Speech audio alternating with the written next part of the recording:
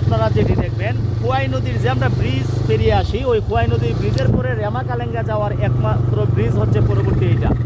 এই যে এই ব্রিজটা, এই ব্রিজের পরে কিন্তু সিএনজি আছে। এই ব্রিজের পরে কিন্তু আর কোনো ব্রিজ নাই, ছোটো ছোটো কালভার্ট আছে।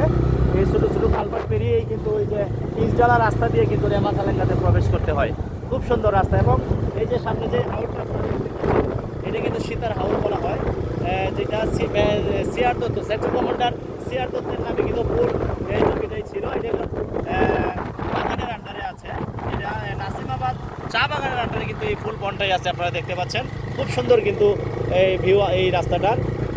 আরেকটু সামনে গেলে আপনারা দেখতে পারবেন সারি সারি তাল গাছ, সেটাও আপনাদেরকে দেখানোর চেষ্টা করব।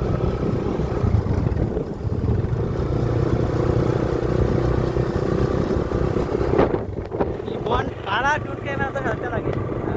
টুট ক্যামেরা ভিডিও সাউন্ড কেমনে সাউন্ড মনে করেন আমরা একটা সাইকেল চালাইতেছি আর টুট ক্যামেরার সামনে আস্তে আস্তে যাওয়া যাবে না।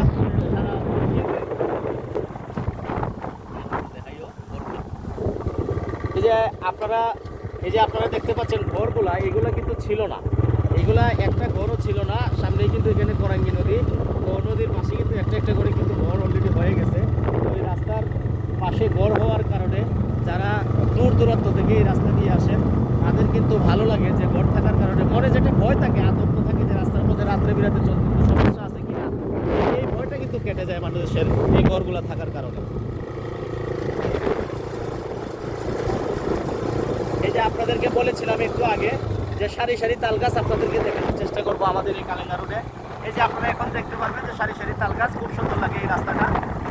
এই বীজডালা রাস্তার পাশ দিয়ে যে সারি সারি তাল গাছগুলো আছে, এগুলো ছায়া বহন করে এবং খুবই সুন্দর লাগে। এখান থেকে দেখলে মনে হয় যে বিভিন্ন সিনেমাতে নাটকে আমরা যে দেখি যে এত সুন্দর ভিউ, এই ভিউগুলো কোথা থেকে আসে, যে আসলে হচ্ছে ক্যামেরা করলে আসলে নিজের গ্রাম করতে সেগুলো কিন্তু ভালো লাগে।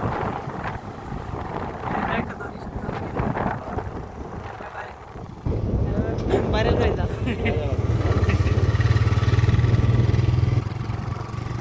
তালানো যে কোনো ইয়ে দেয়া, হ্যাঁ ওই যে কি দেয়া জুম দিয়ে তাল, এই যে তাল ধরেছে, আইছে। তাল ধরেছে গাছের মধ্যে।